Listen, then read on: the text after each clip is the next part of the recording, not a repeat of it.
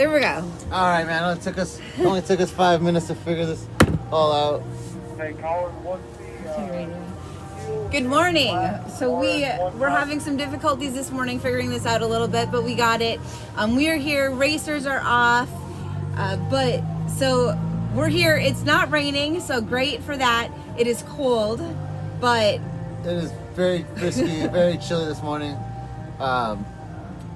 Get right to it. What'd you think of that Le Mans style start? Or do you want to maybe explain what a Le Mans style start is? so Le Mans is where everyone lines up along the fence. Everybody's sideways. I wasn't there for the start, so I was out earlier, did some interviewing, talked to some of the guys. So I'll back up a little bit before that. Talk to everybody. Everybody's a little bit nervous, a little bit excited. So actually, you know, when I was talking to the guys, there wasn't many people who had the length endurance that this race is experienced. So it was a lot of, I've had experience doing 1, 2, maybe 3 hour races. Right. There was only one guy that I actually spoke with who had experience doing like a 6 hour and a 9 hour race. Everyone else was a lot lower time in a car. And so I was really surprised by that. And so this was like a big race for a lot of people. Oh, it's a huge race, and I agree with you. A lot of the racers coming from the West Coast of series I used to work in, we go 2 hours max. Our laps are anywhere from, the tracks are anywhere from 6 to about 9 miles. This is 19 miles long. Yeah. So it's twice as long. Like I said, they're gonna. I was talking to. They said about in a tank they can go about 2 hours. So the strategy's gonna come in. If they're gonna switch at every pit, or they're just gonna maybe do 6 and 6. Some people have 3 drivers. Yep. Did anybody give you any insight onto what they were thinking about how they're gonna work that driver switch? Yep. So most cars, most of the guys said that they were looking at about an hour and a half, 2 hours, and then they were going to go do a driver switch. So we have some interviews. We're going to plug in and play some of the interviews, and then I asked those guys to come and check in with me here to come and say how their car's doing, talk about the track a little bit. Interested to see, Brian and Blake were talking a lot yesterday about some of those creek crossings. You call them I call them cricks. You guys call them creeks. It depends where we're from. Some of those crossings. It's a crick. By me, it's a crick. It's a crick? Up in the Midwest, it's a crick. No, yeah. we call them creeks. I never heard of a creek. Yeah. I never heard of a creek, but Yeah. We call them creeks. But yeah, either way, Yeah. you know what we're talking about? A little water that flows through. Yeah, so when I say crick, well, it's like a crick crossing. That's a creek to you guys. So the crossing is the water. So they were a little bit worried about like where they bulldozed over those and put the mud across. Right. They were a little bit worried about those washing out. So we'll be interested to see if those stay and if they hold up through the race. When we did the poker run yesterday, Right. Saw some spots where I was like, whoa, like that's going to be a spot where somebody's going to miss that turn. Oh, and so yeah. I'm excited to have the guys in here after they take some laps and see what mile markers they had issues at, or if, they missed the turns, if they, went into some water, things like that. So, Too, I think obviously, the first probably like a good hour. It's gonna take them to break in, get used to get their lines dialed in, and I think once after that, they hopefully, there shouldn't be too much any issues out there. I mean, obviously lap traffic of trying to pass somebody, but once they've had about an hour going in, they should be able to have the lines their chosen lines that they choose to pick and choose to drive on, and then obviously it's gonna go from driver to driver. So I wonder if the driver is gonna tell their partner like, hey, you see at this corner right here, mile marker 5, stay to the left. That's the line I've been taking. If they're gonna like kind of just let them decide on what kind of line they're gonna chase. So everybody's different. Yeah. Some people, I saw a lot of interesting cars. I saw some couple cars out there that had almost like street tires. So I'm interested. Yes. I'm interested to see how that's gonna hold up once they start getting that mud starts building up. They're gonna be slip and slide out there. Yep. So the track actually, things are drying up pretty nicely since yesterday, but there's still some sticky mud. Yes. So I think there's still going to definitely be some buildup on the tires. And when we say mud and sticky, Yeah. you saw my shoe from yesterday. It's not. It's beyond. It's like Yeah. it clings to. It's like cement. Yeah. Better than yesterday, but still not dry. It's still sticking a little bit. one other thing that the drivers were saying was that they are. I just totally forgot what I was going to say. I had a good thought. A good thought that they were talking about. All right, we'll come back to it. You hold on to that thought. Okay. So basically, say we the Le Mans style start. So Yes. I was there in the beginning. So basically, you line up in like 2 rows. Which way's my camera? There you go. 2 rows, and you're kind of angled like this. And you have somebody. They were lined up. They had cars that were probably a good quarter mile. So you from the start to the last person, whoever had the last car, they were doing a hot 200-yard sprint. Yes. You know, there was like to the last car. That was like, and so then they get the keys, and it was just all chaos, and you just blow out, and it's just you take off. So obviously, that's what we had the draw with the poker chips. Because obviously, if you're number 1, through 5, or even probably 15, you're super close. They only had to run maybe like 5 yards versus the people at the end had to run good over 100 yards to get to their car. Yep. So that was interesting. Did that thought come back to you yet? Yes, it did. Okay, let's go. Actually, Okay. that's what I was going to talk about. Is one thing that I saw from the start takeoff. I wasn't up at the Le Mans start, but I was here by the track. And one thing that everybody says is they're gonna work to keep the car together. So they're going to, just take off slow. And that's one thing that I see over and over again is people say how they're just gonna conserve the car. They're not gonna take off and like race off the start. But I saw some cars go after it right at the start of the track, and you saw them kind of like going in for the hard passes, and you could see that they were pushing it. And so, although you want to race off the start, people said they weren't going to go for it hard and beat down the car right away. You saw some people beating on that car right off the starting line. Like I said, we touched on it a little bit yesterday. It's hard once you get in that race mode to kind of like put it in cruise control and be like, okay, I got 12 hours. It's like somebody's chomping on your tail, giving you little love taps. Like you're like, oh man, you want to race, and it's like, and that's how you end up crashing. Like they just get to just like, hey man, let them pass. Stay in your focus, stay in your lane. But so yeah, I definitely saw a crash on the Le Mans. Was there? Yeah, luckily it wasn't it was not a crash. It was just they ran into each other, bumping, but both they banged pretty good. So I was surprised. I was hoping that nothing got broken on that, and it looked like nothing did, because that would have sucked on the very, very beginning just to break your car like that, and that'd be absolutely horrible. So, but I did see one other car broken down. I'm not sure what happened to them. They were working on the start, but I think they said it was fixable. So hopefully they got back out there and they're up and running. And you have to remember that you can honestly, you can break on the start in this race because it is the number of laps completed. So you could break on the start, and like we said, it's endurance. So it's number of laps completed. It's survival of the fittest out there. So it's who's going to make it to the finish. I've been asking the guys, how many cars, say there's 30 cars in a class, how many are going to come to the finish? And, I had one guy say he thinks there's going to be 5 come to the finish. that was my number that I said, we've heard I said less 8, than 10, yeah, 10, I would say less than 10. And I was like, there may be 5 who come to the finish line on this one. So it's all 12 hours is a long time to keep that car together. Oh, definitely. So it's going to depend on your pit, on your crew.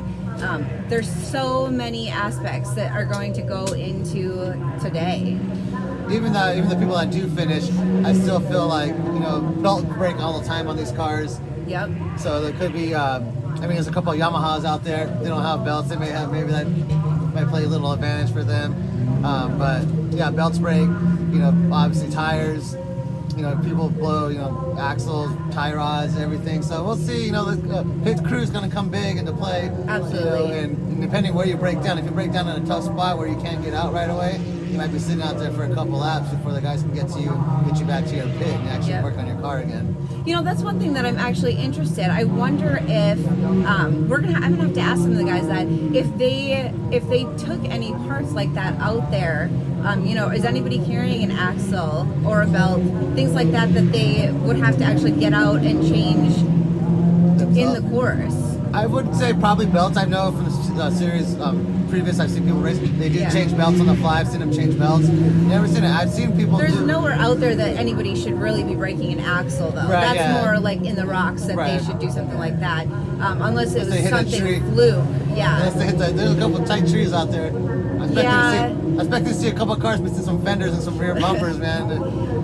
I mean, maybe if they're starting to tap each other, or like you Yeah. said, go into a tree or something. But other than that, I don't really see any places on the course where they should, be breaking things like an axle. But you never know, somebody's going to get rough with one another. But other than that, you get you start racing, you get a little love tap, Right. You get a little aggressive, you want to give it back, and you're not really thinking. So I saw a couple of guys come through. So we do have a hot pit. Yeah. I mean, there is a Oh speed- yeah, look at let's add a drone in here. Oh, there Let's we go. see, Yeah, how do so we? go to 3 right here. Yeah. So let's add a drone in here. We have So there we go, guys. Momentarily. Oh, we don't have that. there should be. There we go. Let's add the 2 in there.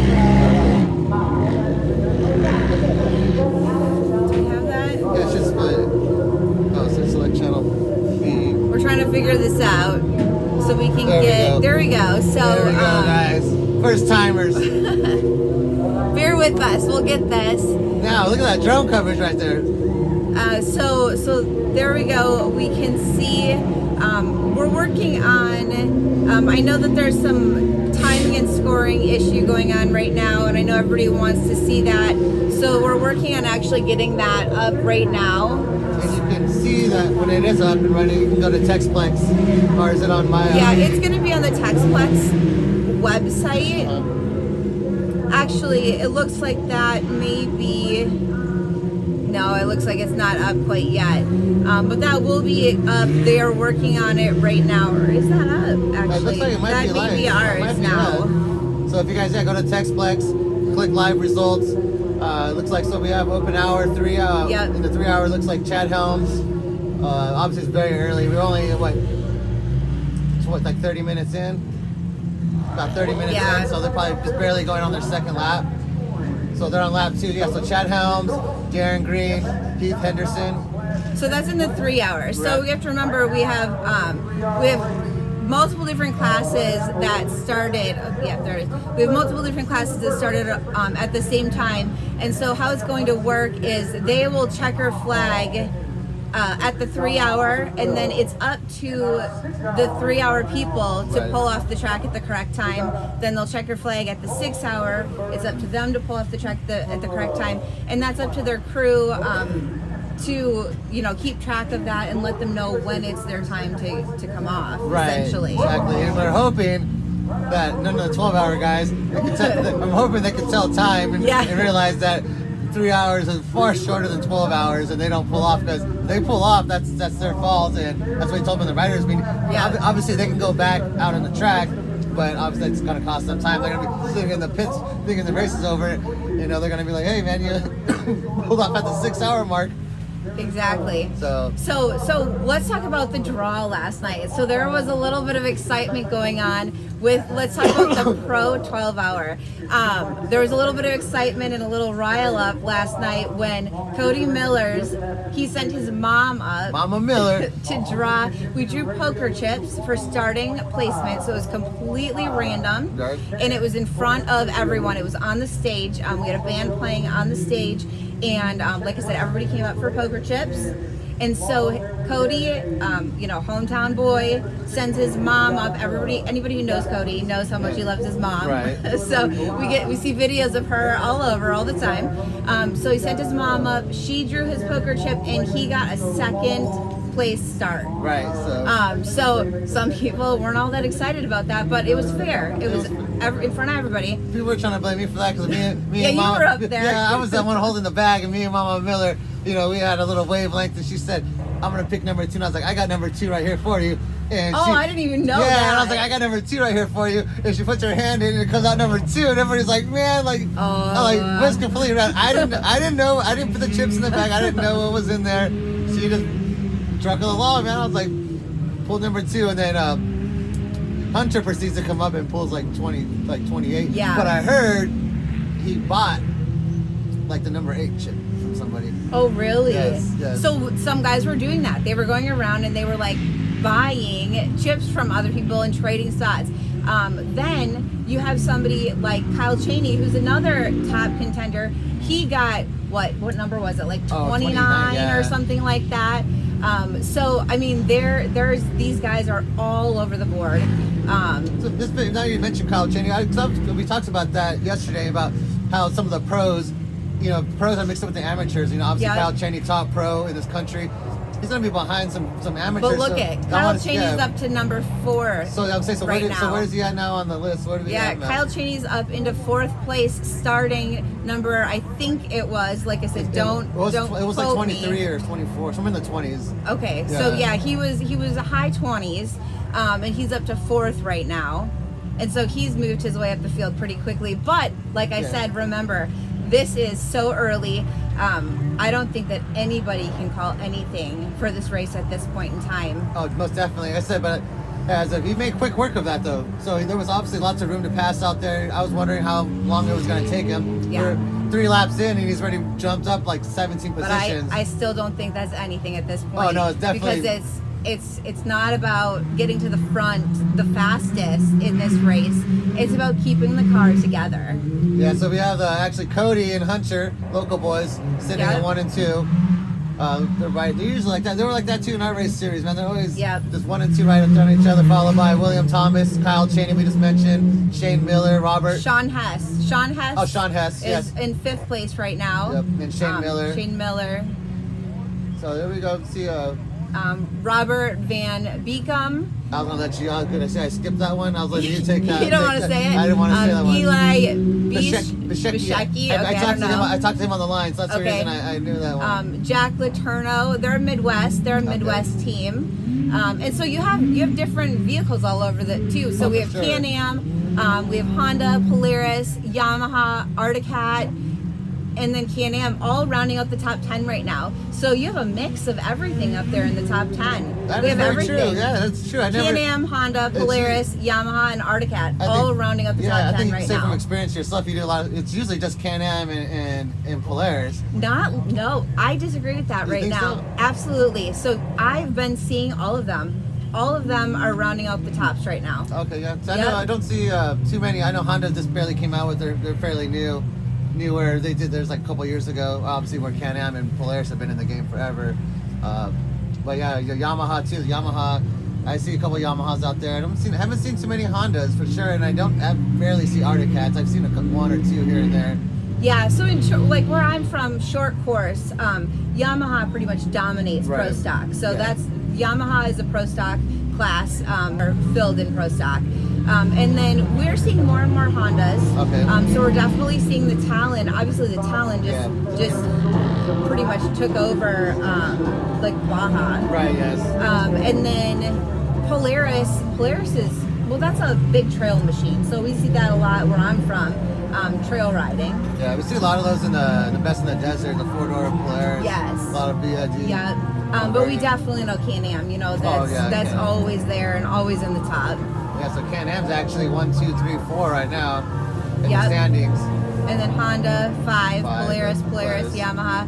So yeah, I like seeing the variety of the machines in the top 10, definitely. Me too. I think it's good for the sport is just have diversity. Yeah. You don't want one company, dominating it, even though, like you said, people I think tend to see, think of Polaris and Can-Am as like 1 and 2. Yeah. But I mean, I'm glad that, like I said, Honda, you said Yamaha's making big, strong presence. Honda's trying to get back in the game. I haven't seen it. I know Kawasaki does make a side by side. I haven't seen any race. Have you seen any Kawasaki's that's been racing before? You know what? I think that maybe we had one in the Midwest this past year. Okay. Honestly, I can't think off the top of my head maybe who, but I feel like we did have one maybe. And also looking at that top 10 right now, I feel like we have somebody from like the east, somebody from the south, somebody from the west. Yep. And somebody from the Midwest. There's somebody like representing each area also. Texas, Arkansas, Ohio, Louisiana, Arizona, Arkansas, Minnesota. Wow. So everybody's like battling. We have the whole country coming together, all the brands coming together. So it's just kind of really neat to see. That's a very good point you made. The whole country, this 12-hour, people came from all over the country. Now, as we were doing the poker chip draw, and people were from New Hampshire, Maine, Florida. Yeah. Like I said, I usually see people more on the West Coast, usually from Nevada, Arizona, California. Some people from Utah, but I'm excited to see people from like Alabama, man. Like, they have like people in Alabama race side by sides. Yeah. New Mexico, Minnesota, Georgia. So it's like people were coming along, people were trekking to get here to this big event. Yep. I saw people. There were people in t-shirts from my series that I'm with. Yesterday in my series way up Midwest. And there were people with our t-shirts, and I saw our pace vehicle, our official pace vehicle from last year. There was stickers on it, and our official pace vehicle was sitting over there yesterday. I had to take a Snapchat and send it to my friends. Like, look at what I found. It's sitting here in Texas.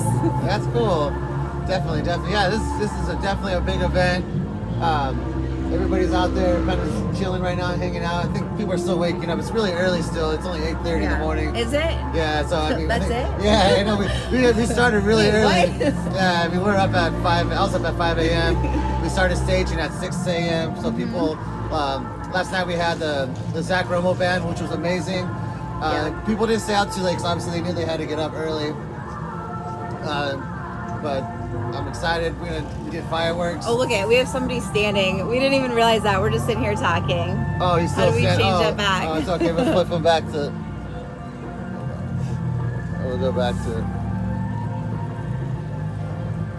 Hold on. We have to figure out how to switch these cameras a little better and faster. Yeah, for sure. Come on, buddy.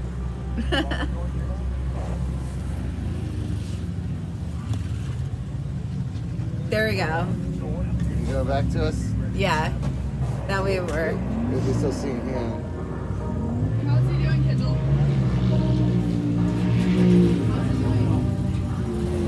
Oh, there we go.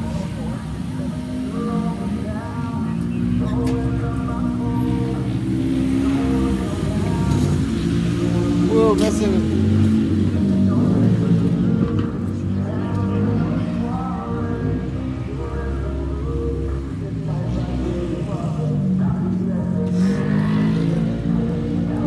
There we go. Back like we never left.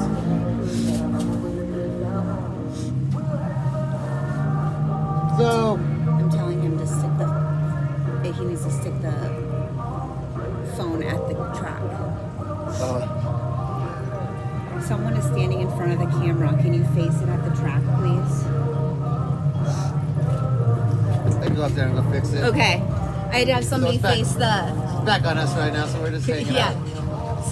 Somebody's standing in front of our camera on the facing the track. So I had to tell him to scooch out of the way so we can see the track. To remind everybody, if you're watching this, obviously tell your friends, tell your family, come check us out.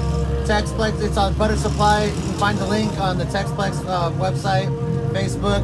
You also can go to Butter Supply Co. on YouTube. That's where we're being broadcasted to. Tell your family and friends. We're gonna be here all day. I mean, Yeah. what do you got in store for the rest of the day? We're gonna go talk to some people. Are you gonna go talk to some people? I gotta go out on the track and Absolutely. I'll come back and report to you. I gotta go watch out for the cheaters out there, making sure that they're not cutting course. Yeah, so we're gonna plug in some of these interviews and play some of these interviews, and then we are going to have some people in the booth. We're going to talk to them. Like I said, when they come off the track, we're going to talk with them. We're just going to get some coverage. We have a drone, so as guys come back around, we're going to definitely get coverage on that. We're going to plug into the live scoring and make sure you guys can see that on here. So just kind of keep you entertained, up to date. You know, lots of driver interviews, so we can chat with them, things like that. So Yeah, we have lots of stuff in store. So hang on. Like I said, we just get into. It's only 8:30. We got a freaking another 11 hours to go. Yeah. So there's gonna be lots of fun activities. Courtney's gonna bring all the drivers in, when they come off the track. She's gonna have those interviews for you. I'm gonna go out on the track, do a little investigative reporting, report back, come back and report back to what I'm seeing out there. So stay tuned, guys. I gotta take out. you gonna continue on? Yeah, unfortunately, we can't have cameras all over the track because the Right. track is too large. Yeah. So I know that that's one thing when I was here last year that people wanted to know why. So I just wanted to throw that out there, why we can't have the whole track covered, and it's just because it's too large. It's You too can't large. have Wi-Fi out in the Right. woods all over, and you can't cover it no matter how large your live stream crew is. You just can't put cameras out there everywhere. So I just wanted to let everybody know I that. just want to make sure you touched on the very important part. It's the Wi-Fi. It's not that we can't afford to have cameras out there. Right, you can't cover it. You just can't It's get the just not Wi-Fi signal possible. on an 18-mile track. I mean, we don't have that type of resources to, we're not CNBC or like NBC. Yeah. We don't have a 100-foot tower to beam, satellite 3 miles away to us.